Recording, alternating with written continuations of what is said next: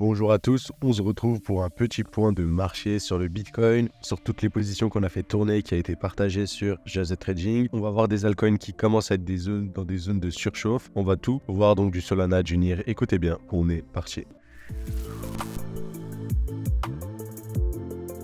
Comme d'habitude, vous savez, ici c'est de l'analyse technique. Donc abonnez-vous et récupérez votre formation au Smart Money Concept offert dans la description. Et pour tous ceux qui veulent un accompagnement d'une année pour apprendre l'analyse technique avec les Smart Money Concept, vous avez la possibilité de nous appeler, de réserver un appel totalement gratuit pour que vous puissiez nous présenter, entre guillemets, vos questions et qu'on puisse analyser si vous êtes un profil adéquat. Ceci étant dit, on commence sur Bitcoin. Pour tous ceux qui se rappellent, dans les dernières vidéos, je voyais un truc comme ça. Donc à partir de là, on a bel et bien eu ma montée. Et là, dans le bloc, on était en train de rechuter. Là, c'est un peu plus calme, malgré qu'on soit quand même un lundi qui est passé, un mardi, là on est mardi quoi, à l'heure où je tourne, tout simplement il est 5h du matin, mais tout ce qu'on doit noter en fait, c'est ce qui se passe sur le Bitcoin et c'est hyper intéressant. Je pourrais aller en plus petit time frame, mais en fait la baisse continue. Tant qu'on n'a pas de cassure d'un high protégé, on devrait descendre. Donc le high protégé c'est celui-là, donc je suis sur le graphique de Perpetual Binance, c'est celui-là, entre guillemets. Tant que on n'a pas cassé ce high, je ne rachèterai pas du coup mes BTC. Là on a eu des belles distrib, je le rappelle, création de liquidité, chasse et liquidité, on repart. Ici, on crée les liquidités. Ok, avec cette mèche, on les récupère et ensuite on chute. Pareil là, en plus petit time frame, on récupère. Avec cette mèche-là, on récupère toutes les liquidités. Boom, reversal. Donc, tant qu'on casse pas celui-là, normalement, qui est un high protégé par la smart money, on devrait continuer le scénario baissier, qui voudrait dire qu'on va chercher ces EQL selon moi. Après avoir chassé cette poche de liquidité qui a été, je l'ai dit clairement, pour moi, on va chercher ce niveau-là. En tout cas, c'est mes convictions. Dans tous les cas, le but, c'est pas de dire j'ai raison, j'ai pas raison, c'est juste de suivre le marché. Si le marché casse le truc bleu, ça voudra dire qu'on n'est plus dans un scénario où la smart money est à la vente, mais plutôt à l'achat. Et donc dans ce cas-là, on laisse tomber, on repart. Et du coup, en fait, là, ça aurait été magnifique parce que, entre guillemets, on avait le bloc à l'origine de l'explosion, ce bloc-là, tout simplement, ce bloc-là, et dedans, on a une espèce d'accumulation, vous avez vu. On accumule un support, on accumule des stop-loss, boum, jolie prise de liquidité avec cette mèche. Et là, on attend juste qu'on casse ce niveau-là pour avoir un reversal et repartir. Et du coup, on irait plus haut. Mais tant qu'on casse pas, pour moi, ça va continuer à descendre. Voilà, comme ça, vous savez, dans tous les cas, tant qu'on ne dépasse pas le truc, ça ne sert à rien de racheter ces bitcoins. Et ma target, du coup, c'est les EQL, le sell side, liquidity, tout simplement. Donc, ceci étant dit sur Bitcoin, vous avez toujours le scénario qui tend à la baisse, tant qu'on n'a pas cassé ce point-là. Maintenant, pour Solana, on arrive dans des order blocks, on arrive dans des niveaux très importants, des order blocks en 2 weekly, donc c'est pas anodin. On peut s'attendre du coup, sur Solana, on arrive dans des zones hyper intéressantes, on arrive dans un order block en 2 weekly, on devrait s'attendre du coup à un potentiel retracement. Honnêtement, dans ces zones-là, on pourrait retracer, donc peut-être pas aussi profondément. J'ai mis une FVG en mensuel, peut-être que celle-là ne sera pas comblée pour ce cycle, mais peut-être pour le prochain cycle. Mais en tout cas, sur Solana, il y a au moins ces niveaux plus bas à venir chercher, je pense. Et voilà, tout simplement, c'est ma conviction.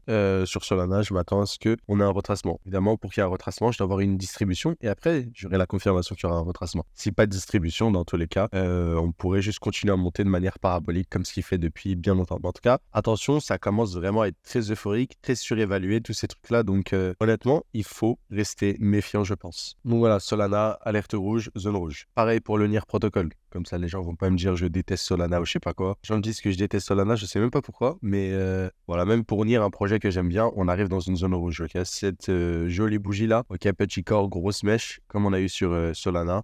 En monthly, en plus, devrait faire réagir le prix. J'essaie de voir en 2 weekly si je peux affiner. Non, pas du tout.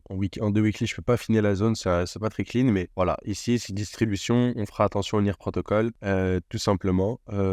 Parce qu'on arrive quand même dans une zone rouge. Et là, le petit, il a quand même fait, ok, il a pris quand même, voilà quoi, hein, il a pris, ouais, voilà, c'est ça, 400% dans les dents, 400% dans les dents x5, donc ouais, c'est pas anodin, donc aussi, NIR, on fait attention, tant que pas de distribution, ça sert à rien de vendre. Maintenant, faisons un petit point sur les positions qui continuent à tourner. On a toujours le Kant qui vient d'exploser, tout simplement, donc nous, on était là quand le prix était ennuyant, il s'ennuyait, le prix, du coup, a explosé, tout simplement, vous le voyez juste ici, on vise toujours cette zone-là. Ce que je vais vous dire, c'est que vous pouvez prendre des profits de manière partielle au fur et à mesure. Donc, peut-être que là, vous voulez prendre des profits à partir de ce niveau-là, parce que voilà, quoi. C'est quand, si vous êtes rentré après les 98, là, c'est quand même 50% de gain. Donc, c'est 50% de gain, donc ce n'est pas négligeable. Et pour tous ceux qui veulent juste hold le projet et attendre plus longtemps, en tout cas, moi, c'est pour ma part, j'attends quand même les 228$ avant de me séparer de ma position dessus. Ça, c'est pour le Kant. On avait aussi une position qui tournait sur le Celo. Le Celo aussi, il a un peu pété. On vise toujours les EQH. Je pense qu'on a pris quelques pourcents. Donc, c'est intéressant intéressant, tout cela sans effet de levier, bien évidemment. Voilà, on est quand même sur 44%, donc ce n'est pas anodin. Donc on est venu chercher tout cela, tout simplement, donc c'est cool. Au niveau du Conflux, toujours en train de tourner. Donc voilà, tous ceux qui ont vu ces vidéos-là, qui veulent juste un récapitulatif, je suis là pour vous montrer que voilà, ça tourne toujours. En tout cas, pour ma part, ça tourne toujours Conflux.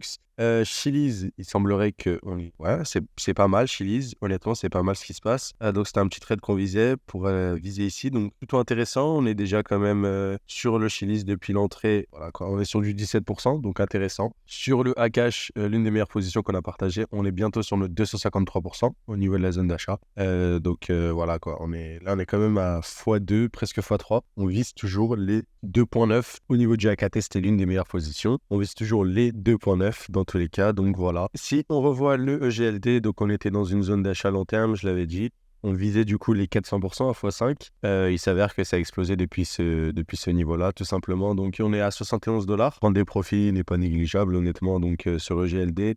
Attention, hein, ça commence à être euphorique. Sur le H-bar qu'on a partagé aussi, on arrive proche du TP. Le TP n'est pas là, mais il était là. Mais ouais, c'était ça, voilà, tout simplement. C'était cette zone de liquidité, tout simplement. On l'a toujours pas touché, on y est presque. Donc voilà, même sortir maintenant ou non, voilà quoi. En tout cas, on a fait nos 60% minimum, donc assez cool. Pareil sur le Anchor, ça tourne toujours. Donc voilà, toute section de dedans, encore une fois, bah, pour ma part, ça tourne toujours. Il y a peut-être d'autres que j'ai oubliés, mais ouais, celles-là, c'est les principales. Il y a AAV. AAV, ouais. Donc ça tourne toujours. Je pense qu'on est en léger gain, mais pas grand-chose. Et donc voilà. Bon, j'ai fait un récapitulatif d'un peu tout. Comme ça, on peut garder le suivi. Si vous voulez plus d'opportunités, comme je vous ai dit, abonnez-vous. On en partage assez souvent, au moins 2-3 fois dans la semaine, tout simplement. Et puis moi, je vous dis à très vite. À plus.